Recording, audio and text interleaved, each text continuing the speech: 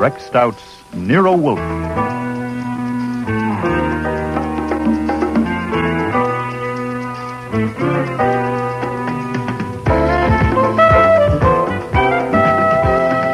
Starring Mabel Moore as Nero Wolfe and Don Franks as Archie Goodwin.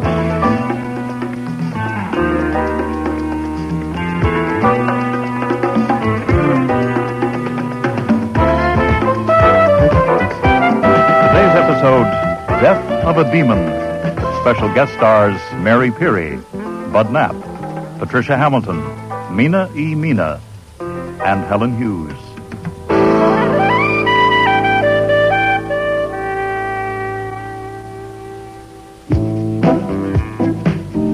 When Mrs. Hazen arrived for her appointment with Nero Wolfe, she gave me a smile. Thank you for getting him to see me, Mr. Goodwin. It isn't often that a man gets a natural, friendly, straightforward smile from a young woman who has never seen him before, with no come-on, no catch, and no dare.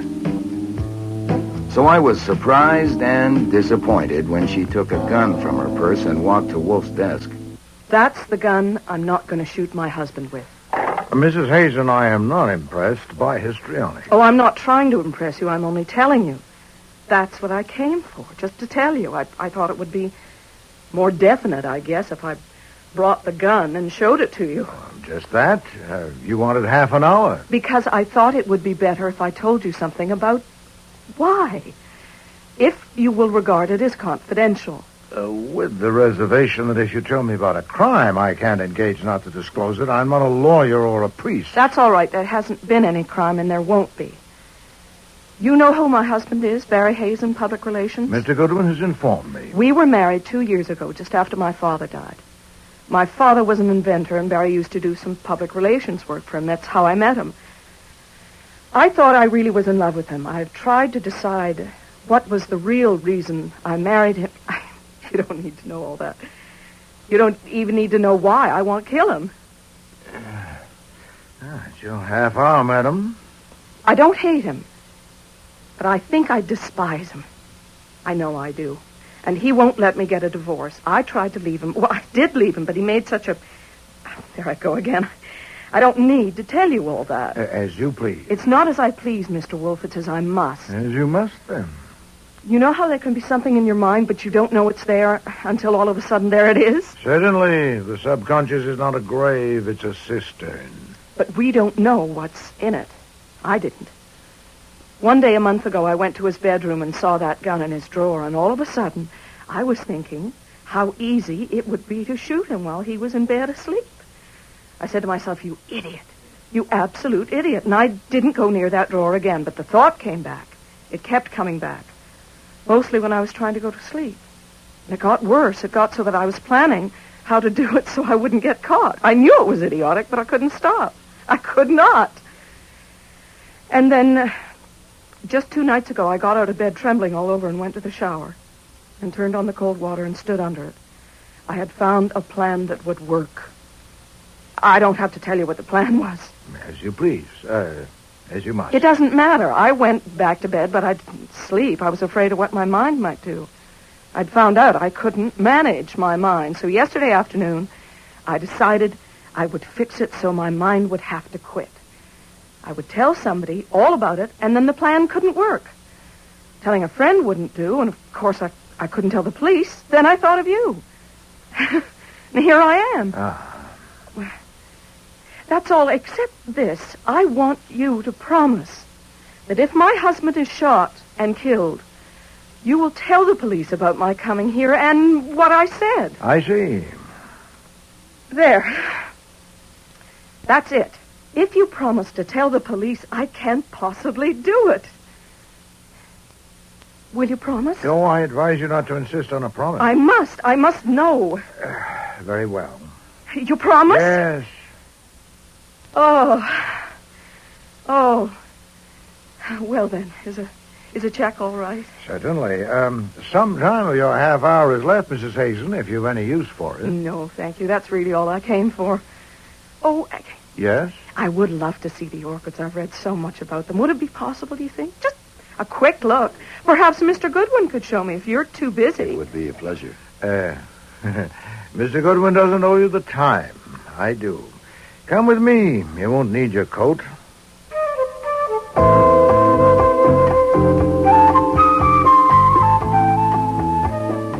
I had no kick coming. The 10,000 orchids in the 3 rooms up on the roof were his, not mine. He did like to show them off, but that wasn't why he had intervened. He had some letters to dictate, and he thought that if I took her up there, there'd be no telling when we'd come back down. Years ago, he decided on insufficient evidence that I forgot about time when I'm with an attractive young woman. So I got on with my work, and at noon I did what I often do, which was to switch on the radio for the news. But the contractor insists that he has received no favors from the senator. The body of a man named Barry Hazen was found this morning in an alley between 2 buildings on Norton Street in Lower Manhattan. He had been shot in the back and had been dead for some hours. No further details are available at present. Mr. Hazen was a well-known public relations counselor. The Democratic leaders in Congress have apparently decided to hold their fire. When you would like to know if a gun has been fired recently, you smell it automatically, but it doesn't mean a thing, really, unless it's just been fired and there's been no opportunity to clean it. The cylinder was full of cartridges. Beautiful. Absolutely stunning. What was the name again? Phalaenopsis. Oh, they're lovely. Thanks again, Mr. Goodwin. I'll take the gun. No, ma'am, there's been a development. I turned on the radio for the news, and I got some, all right. The body of a man named Barry Hazen was found this morning in an alley between 2 buildings on Norton Street in Lower Manhattan. He'd been shot in the back, and he'd been dead for some hours. No further details are available at present.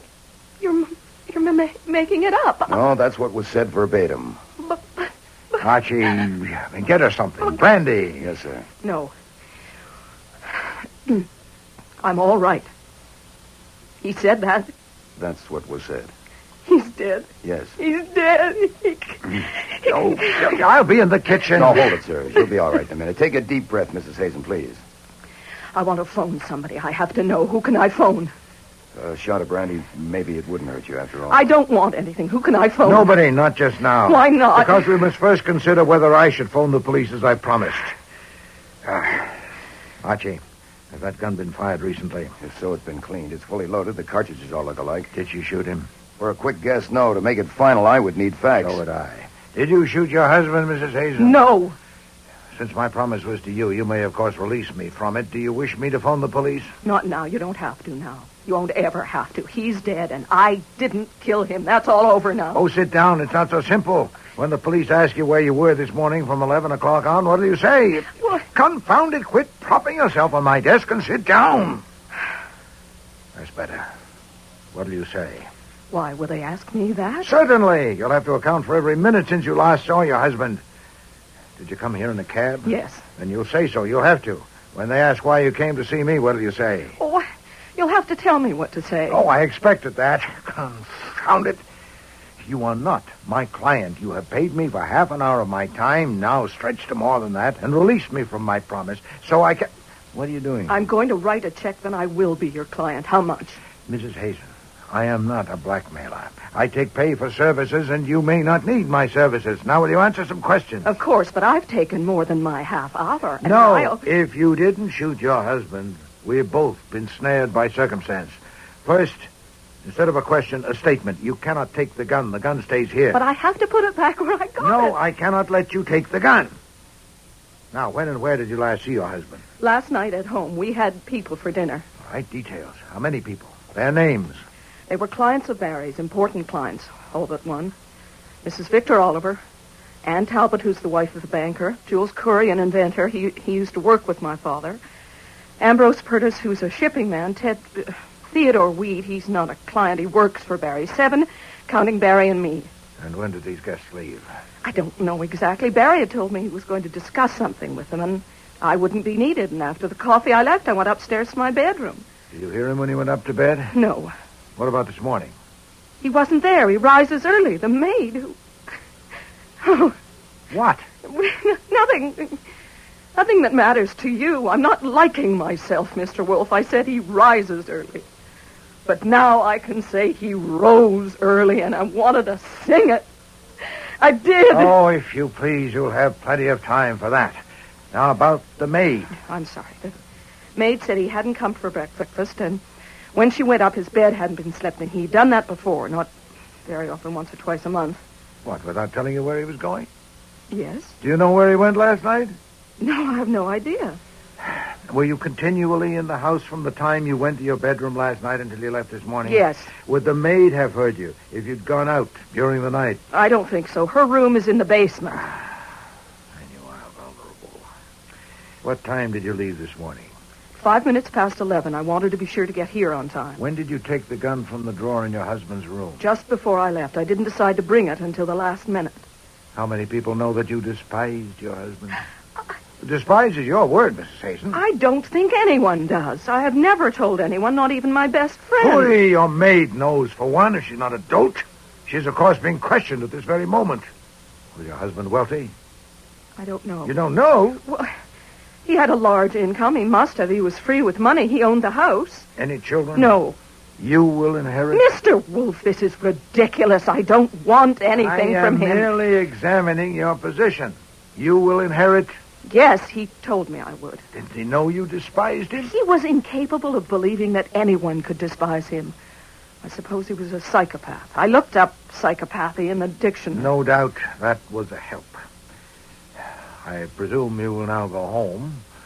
Since you must tell the police that you were here, you might as well say that you learned of your husband's death from my radio. It'll save you the bother of feigning surprise and shock. I said you would be in a pickle, madam, and you are. What are you doing? I am writing you a check. No, you may not be in jeopardy. They may get the murderer today or tomorrow. If they don't, we'll see. Archie. Yes, sir. Mrs. Hazen is leaving.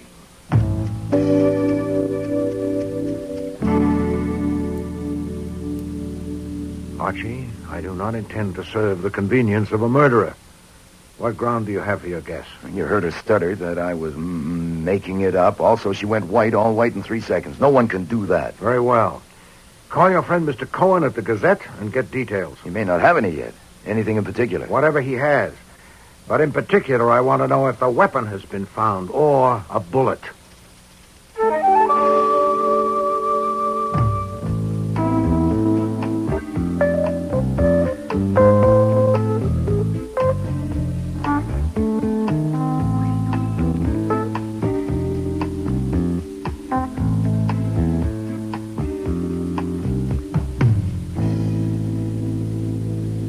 Body was found by a truck driver at 10:18 a.m. It was stiff, so he must have been dead at least 5 hours, probably more. He was fully dressed, including an overcoat. His hat was there on the ground, usual items in his pocket, except that there were no keys, no wallet, no watch. His name was on some letters in his pocket, so the wallet wasn't taken to delay identification. He was shot once in the back. A rib stopped the bullet at 32. They have the bullet? Right, but no weapon. Will she report what she told me? No. That's why I put up with you. You could have answered with 50 words, and you did it with one. I've often wondered. Now tell me why I put up with you. Oh, that's beyond conjecture. Huh. I want a bullet that's been fired from that gun on your desk, and we shouldn't wait until after lunch. You have 20 minutes. If your guess about Mrs. Hazen is correct, that gun is not evidence. If it is, you'll be tampering with it. Shall I do it? No. You might shoot your toe off. When will the police come? It'll probably be Cramer. Give him 2 hours.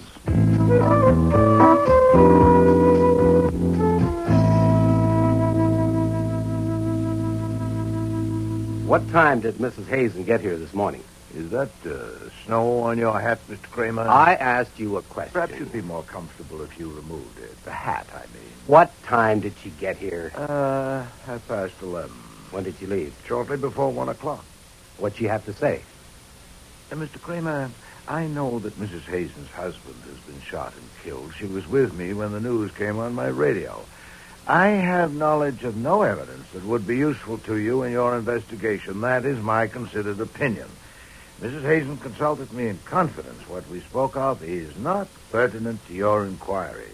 Someday you're going to fall off and get hurt, and this could be it.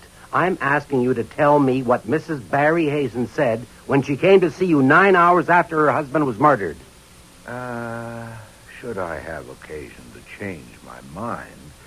And, by the way, I can offer you an opportunity to change it for me, Archie. Where's the bullet? Give it to Mr. Cramer. Now, Mr. Cramer, this will be pointless if you found the weapon that killed him.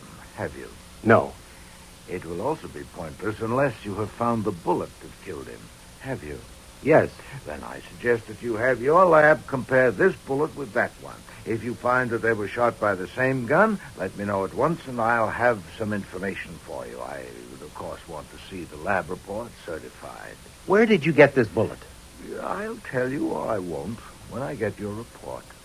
By God, this is pertinent. This is evidence. I'll take you down, both of you. Nonsense. It's evidence of what? I don't know, and neither do you. If it wasn't fired by the gun that killed Mr. Hazen, it's evidence of nothing. I'm not indulging in a prank, Mr. Cramer.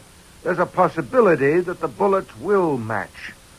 And if so, it will indeed be evidence. Let me know.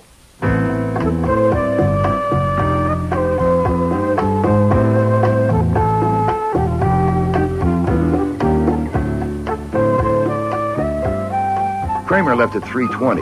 Wolfe, of course, stuck to his usual routine from 4 to 6 upstairs with the orchids. But I spent the afternoon like a hen on hot bricks.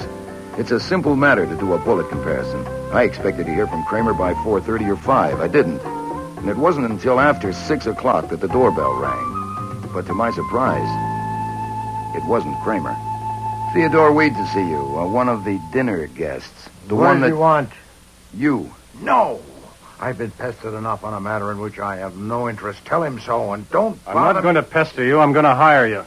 Sir, you not only intrude, you presume. Archie, show him out. Yes, sir. All right. I started wrong.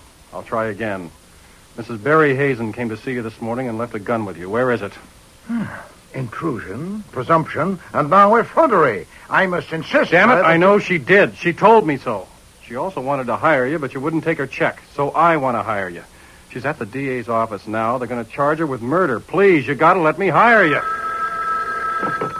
Nero Wolfe's office. Archie Goodwin speaking. It's Lucy Hazen. May I speak to Nero Wolfe, please? It's urgent. One moment, please. The woman who brought the sausage this morning. Urgent. Yes, Mrs. Hazen. Yes, Mr. Wolfe, I'm about to be arrested Where are you? at the DA's office. I don't know Say any... only what you must on the telephone. I'm in a booth with a door Oh, closed. boy, it's probably not only heard, but also recorded. All right, he said I could phone a lawyer, and I don't know any except my husband's, and I don't want him. Will you get one for me? Yes, I'll send one to you, and then you can decide whether to engage him. I want to engage you, too. You said you would if I needed you. I said I would see. Oh, very well, I'm engaged. One question. Have you disclosed any of your conversation with me, yes or no? No. Satisfactory. The lawyer's name is Nathaniel Parker. I'll get him there as soon as possible, but say nothing more to them until you speak to Mr. Parker. Mr. Weed, that was timely. That was Mrs. Hazen on the phone. She is now my client. And take my money. No, sir. But I want to help. I don't see why. You're not obliged to see, and I'm not obliged to explain. Why do you think Mrs. Hazen killed her husband? I don't. She didn't. If I'd taken your money, what were you going to ask me to do? I don't know exactly. I was going to consult you. I wanted to know what you did with the gun. Have the police got it? Mr. Weed, I am acting for her now, and you are the enemy, or one of them. What if you killed Mr. Hazen or know who did? My God, look, this is straight. You can cut off this arm if it will help her any. I have no use for your arm, but some information might be helpful. When did you last see Mr. Hazen? This morning at the morgue. I went there to identify him by request. Alive at his house last night. At what hour? Around 9:30. That's as close as I can come. And the circumstances? There were people there for dinner. Clients of Hazen's. After dinner, Hazen told Lucy that we were going to discuss a business matter, and she left. I left soon after that, and that was the last I saw of him alive, there with them. How did you spend the next 6 hours? I went home to bed. You were associated with Mr. Hazen and his business? I was in his employ. In what capacity? Mostly I write stuff, handouts, plugs, the usual junk. Also, I was supposed to use my contacts. I was a newspaper man when Hazen hired me a little more than a year ago. Well, if they were going to discuss a business matter, why did you leave? Well, I wasn't needed or wanted. Then why were you there at all? Well, maybe I ought to give you a different answer than the one I gave the DA. The right answer. Even if it makes you think I killed him, which I didn't. If you did, Mr. Weed, you're doomed, no matter what answers you give. Hazen liked to have me in the same room with his wife because he knew how I felt about her. God only knows how he knew. I certainly tried not to show it, and I thought I did pretty well. And I'm sure she doesn't know, but he did. He was a remarkable man. Yeah. That's why I was invited to dinner last night. I don't think he expected to see me squirm. He didn't have to. He knew how I felt. He was a sadist and a damn subtle one. And your feeling for her, was that returned? Certainly not. I was just a guy that worked for her husband. Rather a forlorn situation for you. Yeah, forlorn is right. Another thing you might want to know. I think there was something screwy about his business. Oh, in what way? Well, take the 4 people who were there last night. Why did Mrs. Oliver, an extremely wealthy widow, pay him $2,000 a month? She needs public relations like I need a hole in the head. And Mrs. Talbot, a banker's wife? Maybe her husband could use a PR expert, but why her? And Jules Coury. What can public relations do for an inventor? And Ambrose Piertis is the screwiest of all. He already uses one of the big PR operators, the Cadre Associates, but personally, he's paid Hazen more than $40,000 this past year. I'm not supposed to know this. I got curious and looked at the records one day. Did he have any other clients? About a dozen, but his total take was over $250,000 a year. Interesting. Mr. Weed, will you be available for further questioning, say, this evening? Well, sure, but why not now? I must arrange a lawyer for my client, Archie. Get Mr. Parker.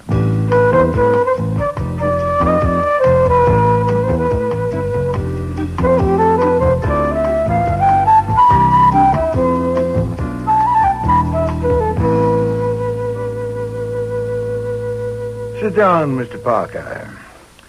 You've spoken to my client? I've just come from there. She's our client now. Ah. I stopped in instead of phoning because I have to deliver this at her request. The key to Mrs. Hazen's house and written authority from her to enter her house to get something. To get something? Yes, if you want to. An iron box and a chest of drawers in Hazen's bedroom. You remove the bottom drawer, pry up the board it slides on, and the box is underneath. She doesn't know what's in it. About a year ago, Hazen lifted the board and showed her the box. He told her if he died, she was to have it opened by a locksmith and burn the contents without looking at them. You'll be acting legally on her instructions through her attorney. I'll use my discretion. I'm sure you will. I'd like to be present when it's opened, but I have an appointment. Shall I go there now? Will the police be there? I wouldn't think so. He wasn't shot there. Do I wear gloves? No, you have authority. Oh, I'm off then. Archie, Yes? take your gun.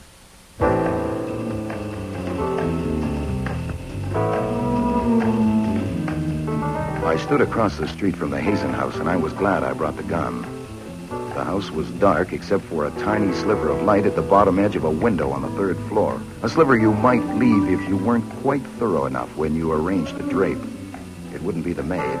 Her room was in the basement. And why only that one light at 9:30 at night? I crossed over, used the key, and entered the house with care. Very quietly, I climbed the stairs to the 3rd floor. Try under the bed. Must be here someplace. I've done that. Just put me under the neighbor's safe. A door at the front of the house was slightly ajar. And through it, I could see part of the bed, drapes over a window, and the back of a woman's head. She was sitting in a chair, facing away from me. There's no sense in this. There certainly isn't, Mr. Corey. I don't think it's here. It could be in Lucy's room. That would be like him. All right, let's try it. Look! In the doorway. Don't anyone move. This gun is loaded. Who are you? Billy the Kid. Now back up, please. Stand against the wall. I see the ladies' purses are on the bed with the gentlemen. Please throw their wallets there, too. Carefully, please. I'd hate to have to use this gun. You wouldn't dare shoot. Oh, I assure you I would. And I should warn you. I'll aim for the shoulder or the leg, but I'm not a very good shot. Are you a burglar? No, ma'am. Then what do you want? I want you to tell me who you are and what you're doing here. But you have taken our wallets. Yes, sir, so I can check your identity as you tell me, just to make sure. Now, let's start with you, shall we? My name is Jules Coury. Is it important why we are here? Okay, the ID checks you, ma'am. This is Victor Oliver, as you can see. Are you from the police? No, are you worried?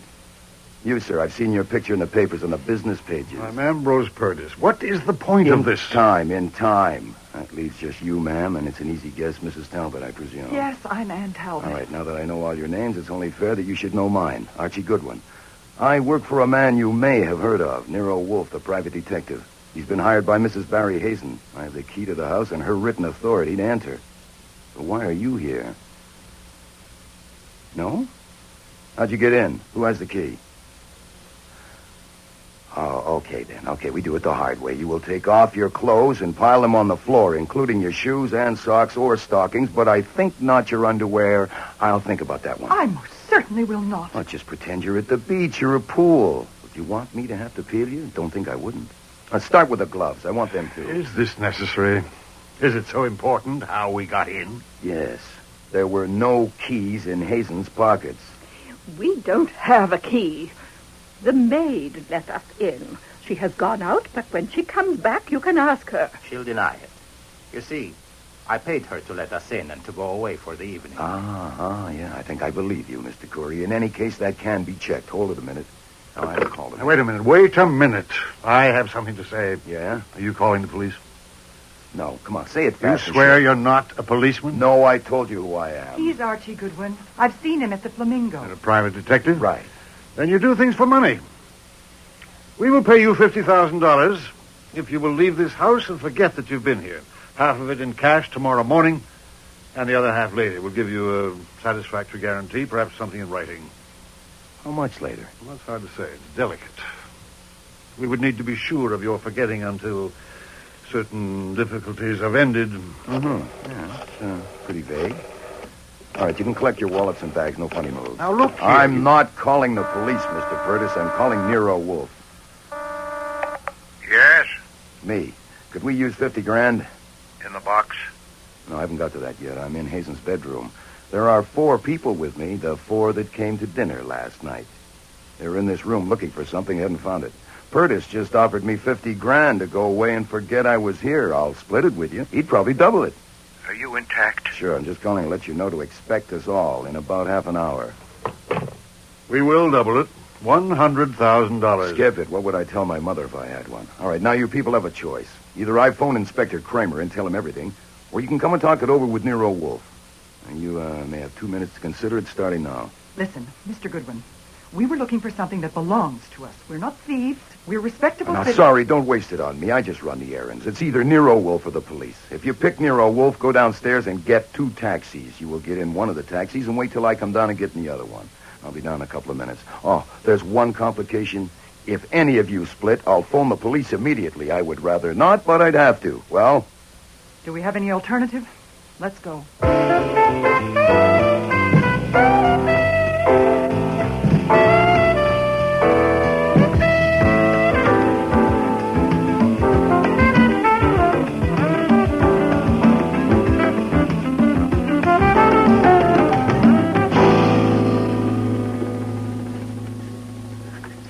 There's your box.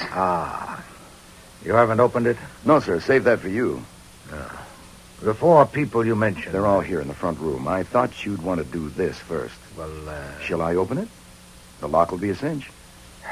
this will be distasteful. Go ahead. Okay. Any trouble finding it? No, it's exactly where it was supposed to be, under the bottom drawer. I got there just in time. Another hour or 2, they probably would have found it. There we are. Well, it sure is distasteful. Empty. Just as well. Huh?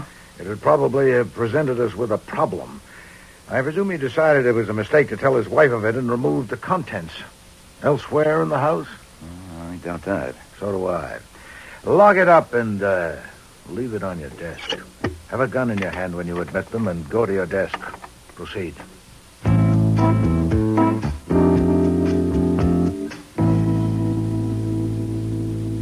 If you would all sit down, please. I like eyes at my level. Thank you. This shouldn't take long. First, the situation. I shall not resort to euphemism. You were being blackmailed by Mr. Hazen, either collectively... That's not true. Please don't interrupt. If there was any doubt, it was removed when Mr. Goodwin found you in that house surreptitiously looking for something, and you offered him a large sum of money. So much, in I fact... didn't. Mr. Purdes did. Oh, phooey. You were there. Did you object? I am acting for my client, Mrs. Hazen. She's being held under suspicion of killing her husband and has given me certain information. This is one item. One day, about a year ago, her husband showed her a meth box he'd hidden in his bedroom. He told her that if he died, she should have the box opened by a locksmith and burn the contents without looking at them. And it was to get that box Mr. Goodwin went there this evening with Mrs. Hazen's key and authority, as it on the desk. So it was there. Oh, God. I have a proposal to make, but first a question or two. My objective, of course, is to demonstrate that Mrs. Hazen did not kill her husband. Now, yesterday evening, all of you dined at her table. I want to know about your conversation with Mr. Hazen after his wife and Mr. Weed left. What was said? Nothing. Nonsense. Mr. Hazen had told his wife he was going to discuss something with you. Now, what? Nothing of any importance. He opened the champagne. We discussed the stock market. He asked Mrs. Talbot what plays she had seen. He got Paradis talking about the ships. He talked about poison. He talked about his wife's father. He said his wife's father was a great inventor, a genius. Oh, please. If he discussed some aspect of his peculiar relations with you, naturally you didn't tell the police about it, but I know of those relations and the police don't. I intend to know what was said. You don't understand. You couldn't understand unless you knew him. He didn't want to discuss anything. He just wanted to have us there together, and we had to go. It was his special kind of torture. He wanted each of us to know about the others, and to know that the others knew about us. He liked to see us trying to act as if it was just a dinner party. You didn't know him. He was a demon. Yeah, I'm beginning to see that. Did he reveal to any of you the nature of his hold on the others last evening or at any other time? Any hint at all? Reveal? No, it's not his style. I think he hinted. For instance, poison. I thought he hinted. But no particulars? No. You said you had a proposal. I do. It's likely he kept in that box whatever support he had for his demands on you. The box will be placed in my safe. I don't desire or intend to inspect its contents, but Mrs. Hazen is my client, and I am committed to protect both her person and her property. I will surrender the contents of the box to you, the four of you, for $1 million. Oh, God. You don't mean it. I shall expect $250,000 from each of you, either in currency or certified checks, within 24 hours.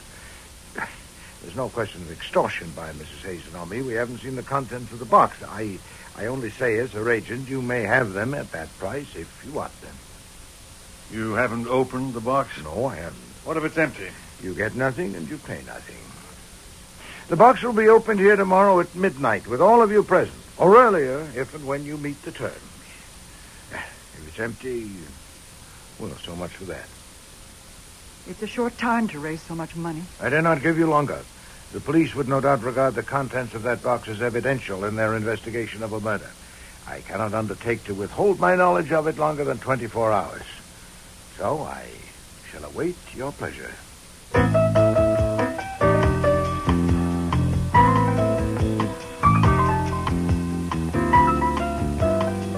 When I undressed for bed that night, I made assorted tries at deciding what Wolfe was up to and what was next on his program, and didn't like any of them.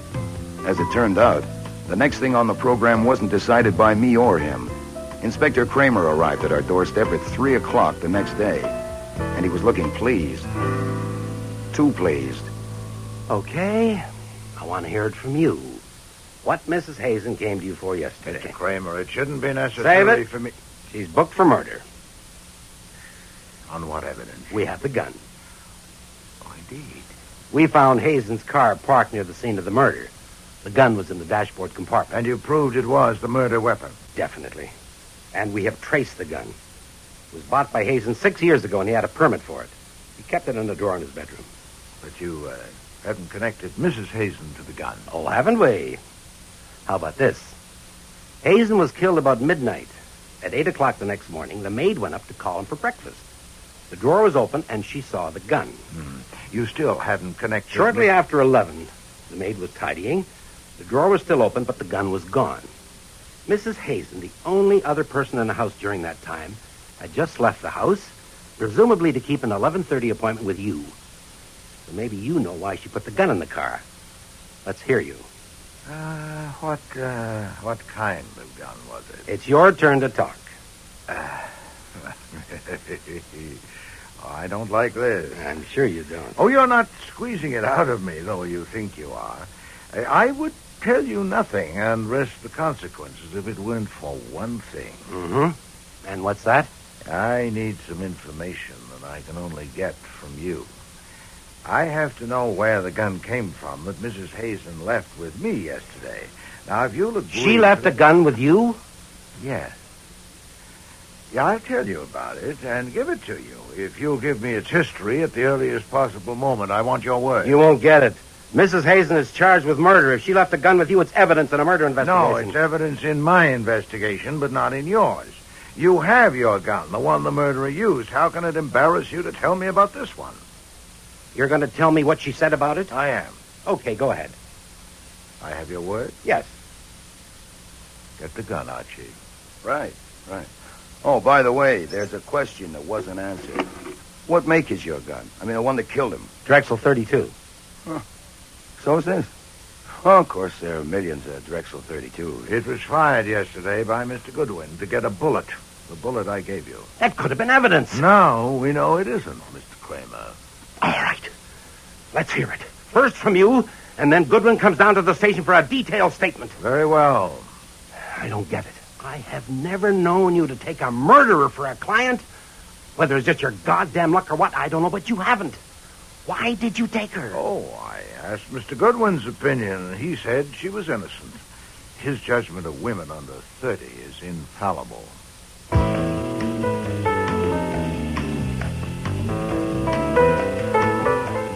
This is Nero, Wolfe. Me, in a phone booth at the DA's office, and it may be tapped, as you know. They should be finished with me in another hour or so. I thought I should tell you. They were curious about guns, and then a phone call came and they weren't. I already know. Mr. Cramer phoned me. The gun we gave him was traced without difficulty. It was purchased by Mrs. Hazen's father, Titus Postel, and he committed suicide with it 2 years ago. Wow. So presumably it was in our client's possession. Not yet established, but we should know soon. Meanwhile, I've gotten Saul and given him an errand. I need you. Come home at once. They haven't released me yet. They will now. I've made a deal with Mr. Cramer. What deal? Not now.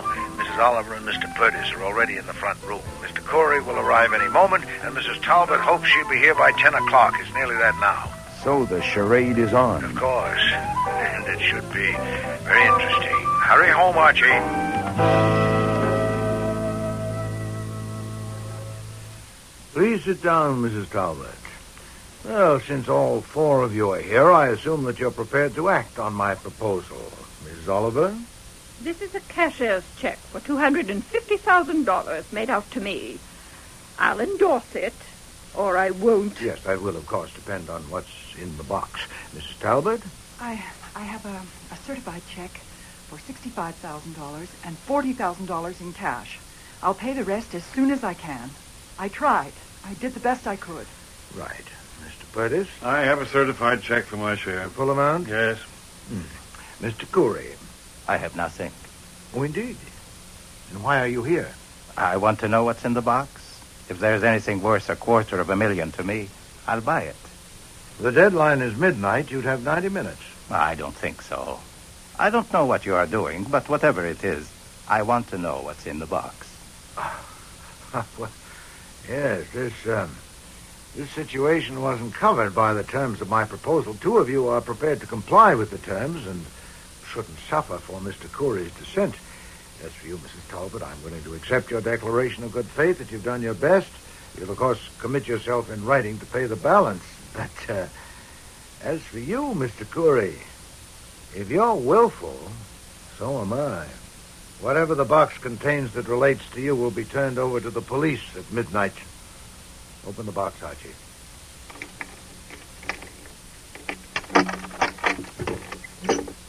It's empty. Damn Empty. you. You've got it. You had a key. Use your head, Perdis. He didn't know it was empty. Now, why would Well, he? you're wrong. I did know it was empty. I knew it last night when I made my proposal. You knew. I made the proposal not out of caprice to plate you, but for a purpose. And that purpose has been served. Who are you calling? I'm calling my man in the kitchen. Fritz, Inspector Cramer's there. He's arrived. The police. Let me speak You to him. call the police? You have the gun, Archie. Stand at the door. No one is to leave. Mr. Cramer, the situation has developed as I expected. You may bring Mrs. Hazen in now. No, I will not. As I told you before, her presence is essential. Yes, I am prepared to name a substitute, yes. Damn you. You told the police this was all a game. No, are you a dunce? Would I contrive such a hocus-pocus just to pass the time? Confound it, sit down. I'm going. No one is going. Mr. Goodwin wouldn't shoot you, but he wouldn't have to, would he? Sit down. I asked you if you'd opened the box. And I said no, I had not. That was necessary. In fact, it was Mr. Goodwin who had opened the box, and it was empty. I don't believe that. It's a trick. I did concoct a trick, but it's a fact that the box was empty. That's what you have a right to know. Well, 3 of you. I don't believe the box was empty. I think you're lying. I don't. Why would he?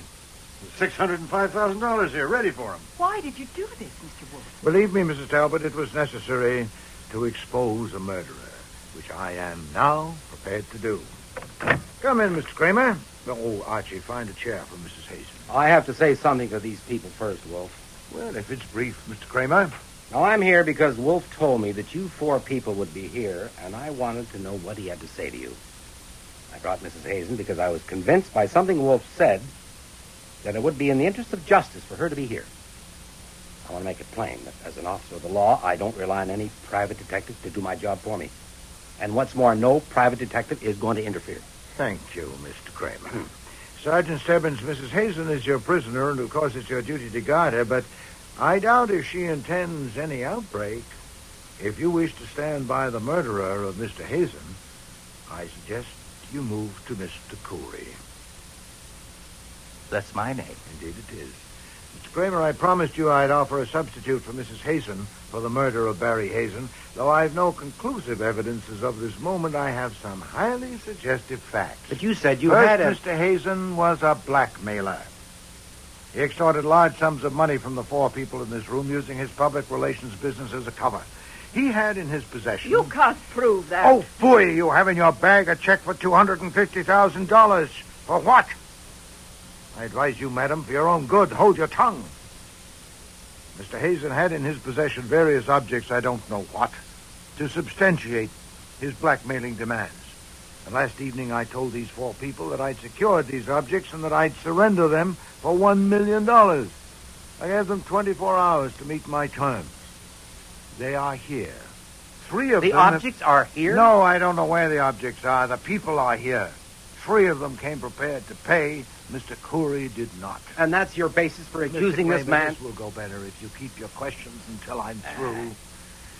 I was acting on the premise, certainly were the test, that one of Hazen's victims had killed him. And to kill him would have been futile unless he got the object that had made it possible for Hazen to bleed him. Now, this evening, 3 people came prepared to buy those objects from me, not Mr. Corey. He knew I'd nothing to support my threat. Even when I told him that the objects pertaining to him would be given to the police in 90 minutes, he was unmoved. Mr. Corey, do you want to comment? No. This is fascinating. I thought I had decided not to bring my share of the money because I didn't believe he had anything that threatened anybody. Get back to facts, Wolfe. Well, for a fact, I submit the conversation at the gathering Monday evening after Mrs. Hazen and Mr. Weed left. Of course, you and your staff have it in detail, but you didn't know that Hazen was a blackmailer, did you? And that he not only bled his prey, he was pleased to torment them. In that conversation, he introduced topics that obviously referred to the pinch he had them in. For instance, poison. I don't know which of those present that touched. I'm not concerned. But one of his topics pointed clearly at Mr. Corey. Mrs. Oliver, can you tell me again what he said about Mrs. Hazen's father? Well, he said her father was a great genius, an inventor. Yes, Mrs. Hazen's father, Titus Postel, had been associated with Mr. Corey. Inspector Cramer, you phoned me this evening to say that the gun I'd given you had been the property of Titus Postel, and they'd committed suicide with it 5 years ago. And soon after that, on the telephone, Mr. Corey informed me he'd be present this evening, but was declining my proposal. Yes, Mr. Corey? Nothing. Now, the guns. When Mr. Corey went to that grotesque dinner party Monday evening, he had Mr. Postel's gun with him. You can prove he had it. Certainly not. At the moment, I'm telling you what happened, not what I can prove. During the evening, he found or made an opportunity to go to Mr. Hazen's bedroom, probably on a pretext of using the washroom. He did. I remember that Thank you, Mrs. Oliver, but later, if you please. Mr. Corey then switched the guns in Mr. Hazen's drawer with a double purpose. First, so that Hazen would find a gun there if he looked for it. Second, to implicate Mrs. Hazen. He intended to leave Hazen's gun in the car after he killed Hazen. The police would, of course, learn that it had been Hazen's, kept in that drawer, and when they found the other gun there, they'd naturally assume that she'd put it there in a witless effort to mislead them, which is what happened. Is it not, Mr. Cramer? You're telling this. Go on.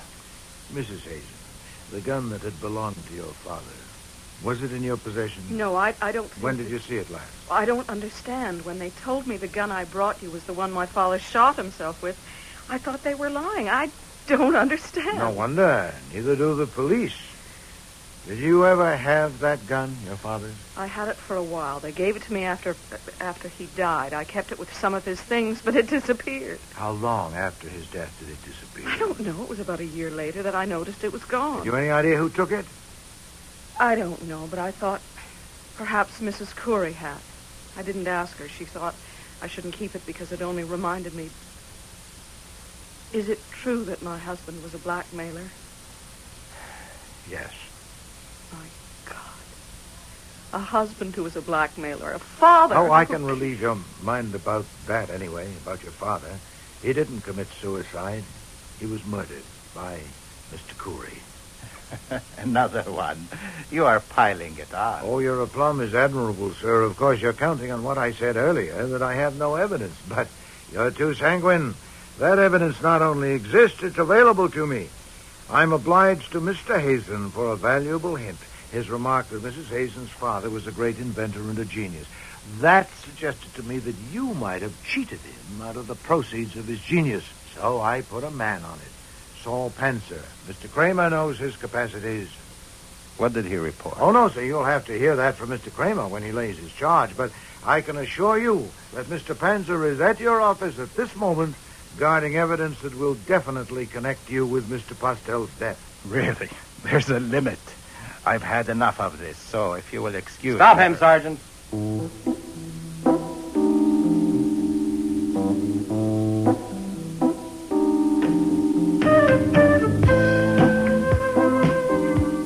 I'll have to leave it with two loose ends.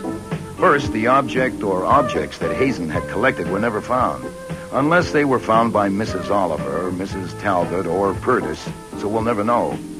Second, the fee that Wolfe had certainly earned. Lucy refused to take any of Hazen's leavings. She wouldn't even take the house. But there is a chance that she'll get a chunk of Corey's pile eventually on account of the evidence Saul dug up that Corey had stolen a couple of Titus Postel's inventions, but Corey, who is now locked up while his lawyers hop around from court to court, has admitted nothing, and neither has his wife.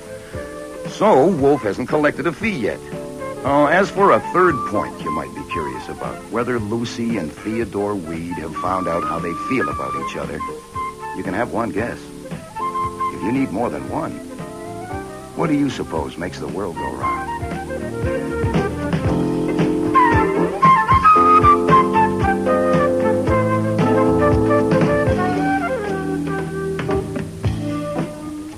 Starring in today's episode were Mavor Moore as Nero Wolfe and Don Franks as Archie Goodwin.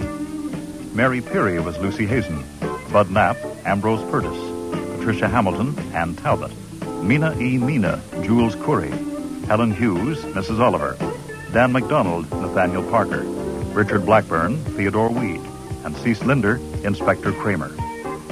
Music was composed and conducted by Don Gillis. Technical operations, John Jessup. Sound effects, Bill Robinson. Production assistant was Nancy McElveen, and casting consultant, Ann Weldon Tate. Death of a Demon was written and produced in Toronto by Ron Hartman.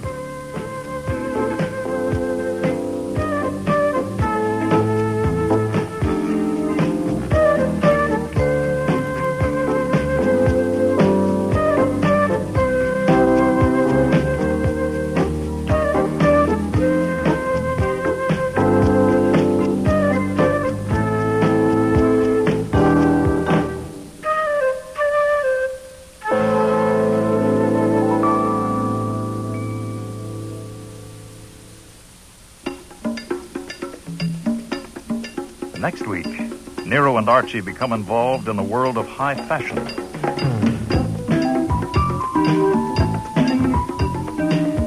You are not much interested in fashion. Not particularly, but go on. Oh, but of course you are not married and you have no mistress. And feeling the way you do about women, how could We I... were to discuss your problem, I thought. I'm sorry.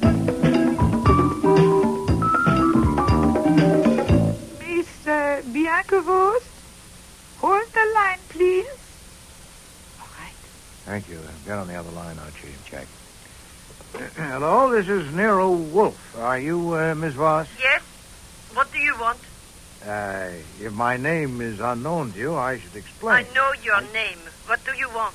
I want to invite you to call on me at my office. I've been asked to discuss certain matters Who with you. asked you? Well, I'm not at liberty to say. What matters? If you let me finish. The matters are personal and confidential. That's all I can say on the telephone. I'm sure you understand. I know your name, yes. You are scum in your stinking sewer. A slimy little ego in your big gob of fat. Oh. And you dare... Oh! Hello? Hello? Hello? Hello, Miss Voss. Are you all right? Miss Voss.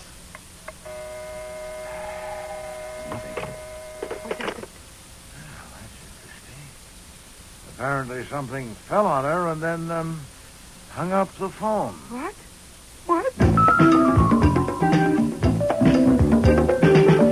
You and your gorgeous words just like your orchids. Well, I'm on my way. I don't like gags about homicide. Murder is no joke. But I want to tell you, Mr. Wolfe, Bianca Voss had you wrong. What was it she called you? Scum in a stinking sewer. Yeah. Well, obviously she doesn't know you. Orchids don't smell. You know, Archie, I'm beginning to think this joke may be on me. Next week, Murder is No Joke, with guest stars Joy Coghill, Vivian Reese, Nani Griffin, Richard Monette, and Murray Westgate.